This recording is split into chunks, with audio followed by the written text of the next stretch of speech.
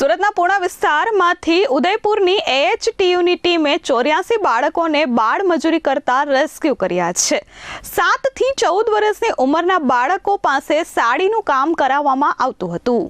સુરતના ટેક્સટાઇલ માર્કેટમાં ચાલતા બાળ મજૂરીના એક મોટા નેટવર્કનો પર્દાફાશ થયો છે। ઉદયપુરની AHTUની અને રાજ્ય બાળ આયોગની ટીમે બુધવારે સંયુક્ત રીતે સુરતના પૂણા વિસ્તારમાં તપાસ કરી હતી અને અલગ અલગ ફેક્ટરીઓમાંથી 84 બાળકોને રેસ્ક્યુ કર્યા હતા। આ તમામ બાળકો ઉદયપુર જિલ્લાના આદિવાસી વિસ્તારોના હોવાનું સામે આવ્યું છે। રાજસ્થાનથી આવેલી 20 સભ્યોની ટીમે પૂર્વ આયોજિત પ્લાન મુજબ પૂણા વિસ્તારમાં તપાસ હાથ ધરી હતી। અહીં આવેલી સીતારામ સોસાયટી, મુક્તિધામ સોસાયટી સહિત અંદાજે 6 જેટલા લોકેશન પર પૂણા પોલીસને સાથે રાખી એક સાથે દરોડા પાડવામાં આવ્યા હતા। છેલ્લા 1 મહિનાથી આ ટીમો આદિવાસી બાળકોને મજૂરીએ ધકેલવાના નેટવર્ક પર નજર રાખી રહી હતી।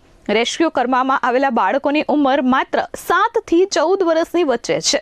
આ બાળકોને સુરતના ટેક્સટાઇલ માર્કેટ સાથે જોડાયેલી નાની યુનિટોમાં કામે રાખવામાં આવતા હતા। કેટલાક બાળકો સાડીઓમાં દોરા કાપવાનું કામ કરતા તો કેટલાક બાળકો પાસે જોખમી મશીનો ચલાવવામાં આવતા હતા। આ બાળકો દિવસભર ફેક્ટરીના ધુમાડા અને અવાજ વચ્ચે કામ કરવા મજબૂર હતા। તપાસમાં સામે આવ્યું કે આ બાળકોને મજૂરીના નામે દર મહિને માત્ર 5,000 થી 8,000 રૂપિયા ચૂકવવામાં આવતા હતા। ગરીબીનો લાભ ઉઠાવી એજન્ટો આ બાળકોને થોડા મહિના પહેલા જ સુરત લાવ્યા હતા। આશ્ચર્યની વાત એ છે કે રેસ્ક્યુ કરાયેલા મોટાભાગના બાળકો સ્કૂલ ડ્રોપ આઉટ છે, એટલે કે તેઓએ અભ્યાસ અધવચ્ચે જ છોડી દીધો હતો।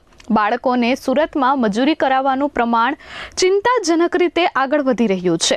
અગાઉ 2019માં પણ બાળ આયોગે સુરતમાં રેડ પાડી ઉદયપુરના અનેક બાળકોને મુક્ત કરાવ્યા હતા। Bureau report S24 news, Surat.